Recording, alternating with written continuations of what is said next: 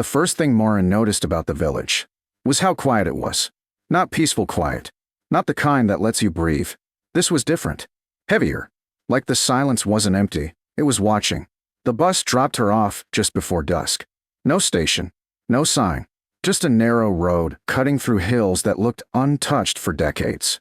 "This is it?" she asked the driver. He didn't look at her. "Last stop," he said. Then the doors shut. And the bus left. Just like that. Mara stood alone with her suitcase at the edge of a place that didn't feel like it wanted her there. The village sat further down the road, small, scattered houses with low roofs and narrow paths connecting them. No streetlights. No visible movement. Just shapes. Still and distant. She tightened her grip on the handle of her suitcase. "Okay," she whispered to herself. "You chose this." 3 months ago, she hadn't imagined anything like this. 3 months ago, her husband was still alive. The memory didn't come in pieces. It came all at once. The hospital room. The steady beep of machines. The way his hand felt colder than it should have. And the silence that followed when everything stopped. After that, the world changed in ways no one prepares you for. People spoke softer around her. Looked at her differently. Like she had become something fragile. Something incomplete. And maybe she had. The apartment felt wrong after he was gone. Too quiet. Too full of everything he had left behind. Every room held something that reminded her of him. And every reminder felt like a weight she couldn't carry anymore. So she left. The village had come up by accident. A listing online. Cheap. Remote. Perfect for a fresh start. That's what it said. At the time, that sounded like exactly what she needed. Now, standing here, with the sky darkening faster than she expected, she wasn't so sure. The walk into the village felt longer than it should have. The road narrowed as she moved forward, the air growing cooler with each step. She expected to see people. Someone. Anyone. But there was nothing. No voices. No lights turning on. No signs of life. Until a door opened. Mara stopped. A woman stood in the doorway of one of the houses. Older. Thin. Her face lined in ways that didn't just come from age. She watched Mara without smiling. Without speaking. Just watching. "Hi," Mara said, forcing her voice to sound normal. No response. The woman's gaze didn't shift. Didn't soften. Didn't welcome. Mara hesitated. Then nodded awkwardly and kept walking. Because standing there felt wrong. More doors. More windows. And behind some of them, movement.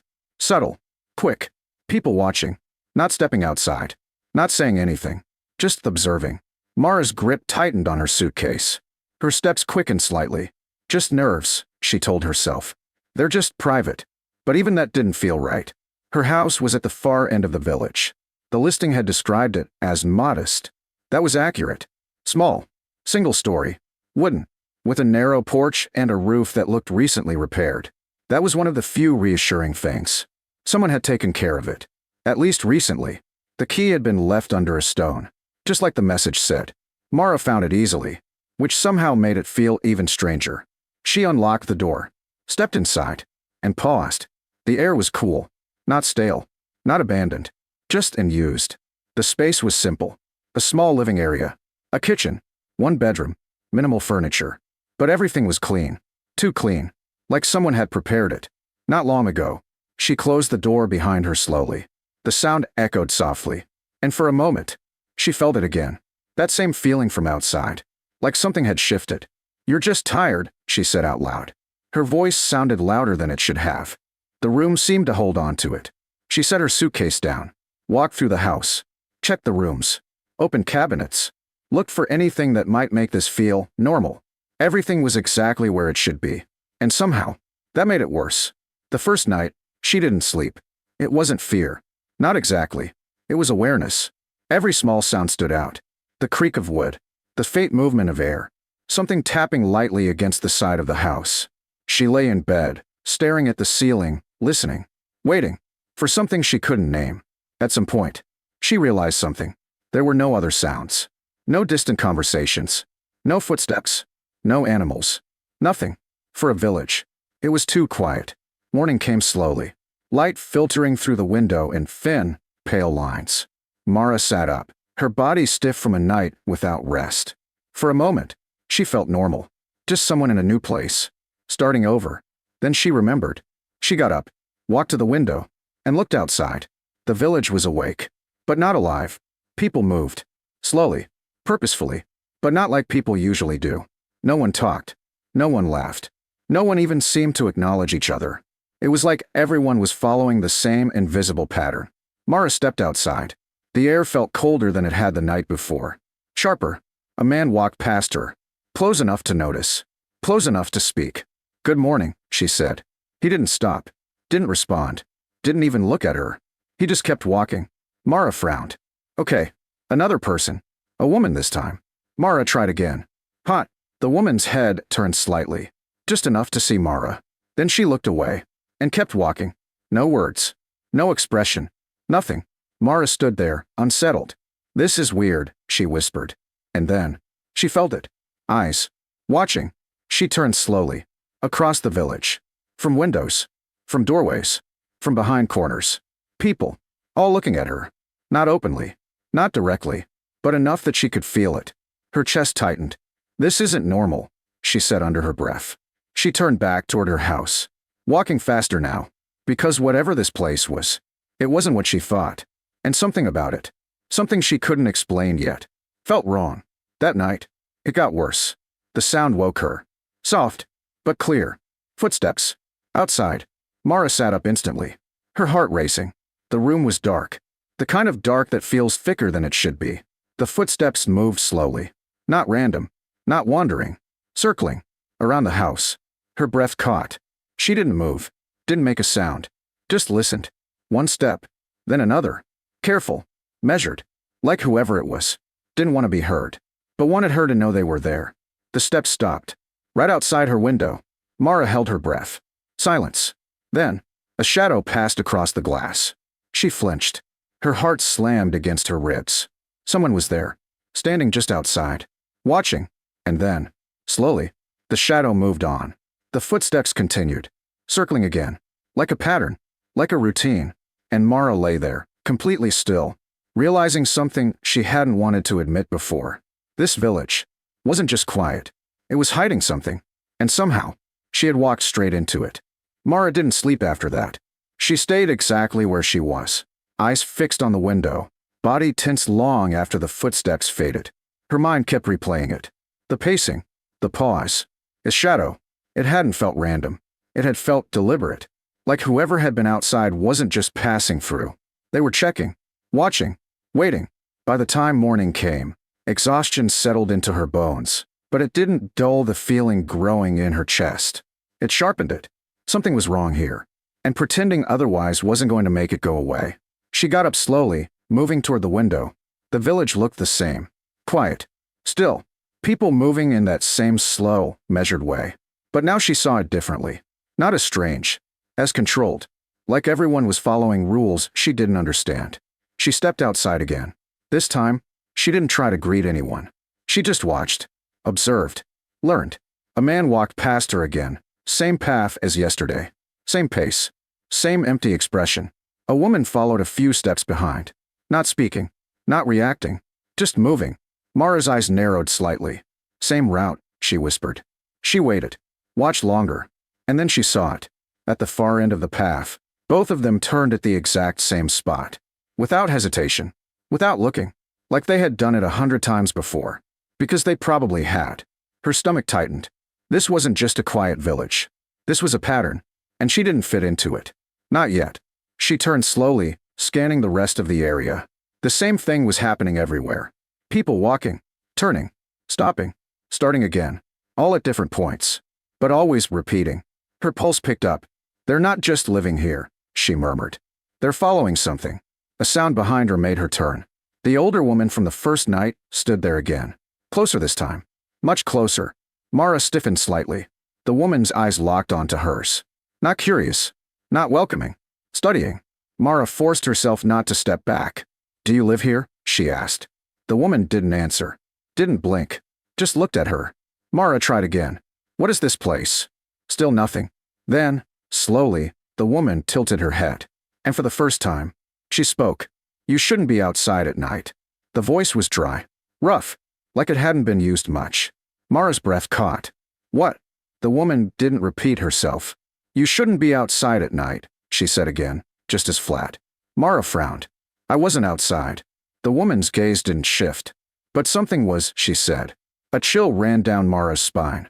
You mean the footsteps? Mara asked. The woman's expression didn't change. But something in her eyes did.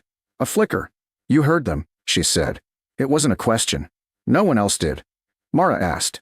The woman didn't answer directly. Instead, she said, they only walk when someone new arrives. Mara's chest tightened. They? Silence. The woman took a small step back. Then another. Like she had already said too much. Wait, Mara said quickly. What does that mean? But the woman turned. And walked away. Slow. Measured. Just like everyone else. And just like that, the conversation was over. Mara stood there, her mind racing. They only walk when someone new arrives. Her. That meant her. The footsteps hadn't been random. They had been because of her. Watching her. Testing something. Her pulse quickened again. Okay, no, she muttered. This is getting out of hand. She turned back toward the house, trying to ground herself. This is just some weird local thing, she said under her breath. Some kind of tradition, or... But the words didn't convince her. Because nothing about this felt normal. And deep down, she knew it. The rest of the day passed in that same uneasy rhythm. She stayed mostly inside. Watched from the window. Tracked movements. Patterns. Tons. Everything repeated. Exactly. No variation. No randomness. It was like the entire village was running on something invisible. And she was the only one outside of it. As the sun began to set, her chest tightened again. Night. That was when it happened. That was when whatever this was came closer. She locked the door. Checked the windows. Turned off the lights. Sat in the same place as the night before. Waiting. And listening. It didn't take long. The footsteps came earlier this time. Not distant. Not gradual. Immediate. Like whoever it was already knew where she was. Mara's breath slowed, controlled. She didn't move. Didn't make a sound. Just listened. The steps circled again. Same pattern. Same pacing. But this time, they stopped longer. Right outside the door. Her heart slammed. Don't move. Don't react. Don't. Knock. Soft. But unmistakable. Mara froze. Every instinct screamed at her not to answer. But something else. Something deeper. Made her listen. Another knock. Slightly firmer. Then, a voice. Not loud. Not aggressive. Just there. You opened the door. Mara's blood ran cold. The words didn't make sense. I didn't open anything, she whispered. Silence. Then, you came in. Her throat tightened. What do you want? She asked, her voice barely steady. No response. Just breathing. Fate. On the other side of the door. You shouldn't be here, the voice said finally. Not threatening. Not angry. Just certain. Mara's hand curled into a fist. I live here now, she said. It sounded weak. Even to her. A pause. Then, no, the voice said. You don't. Something shifted inside her. Fear. Anger. Confusion. All at once. Then what is this? She demanded. Silence. Longer this time. Then, you weren't chosen. The words hit harder than anything else. Mara's chest tightened. Chosen for what? No answer. The footsteps started again. Moving away. Slow. Measured. Like before. But this time, they didn't circle. They left. And the silence that followed was worse. Because now she knew something she couldn't ignore anymore. This wasn't random. It wasn't imagination. It wasn't misunderstanding. This village had rules. And she had broken one just by arriving. The next morning, everything changed. The patterns were still there. The silence. The movements. But now, people didn't just avoid her. They moved around her. Literally. Changing their paths slightly. Creating space. Like she was something they didn't want to touch. Mara stepped into one of the paths intentionally. Testing it. A man walking toward her slowed. Stopped. Then stepped off the path. Walked around her. And continued. Without looking at her once. Her stomach dropped. They know, she whispered. They all know. She turned slowly, scanning the village. And this time, no one looked away. They weren't pretending anymore.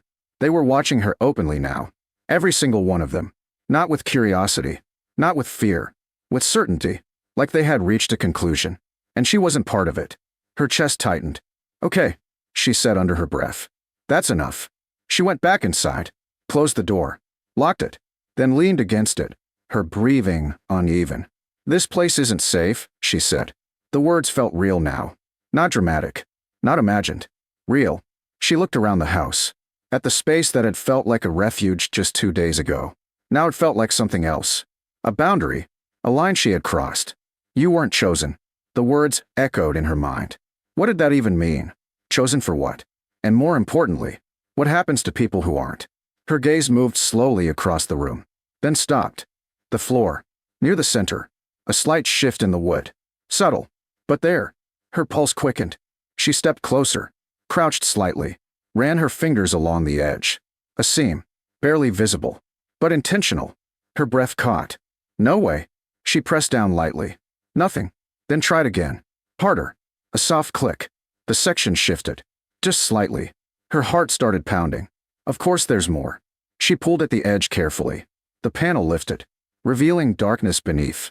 And a ladder. Her stomach dropped. Because suddenly, everything made sense. The patterns. The rules. The silence. The voice. This place wasn't just a village. It was something built. Structured. Hidden. And whatever controlled it wasn't just on the surface. Mara stared down into the darkness. And for the first time since she arrived, she understood something clearly. She hadn't just moved into a quiet village. She had stepped into something she was never meant to find. And now, it was already watching her back.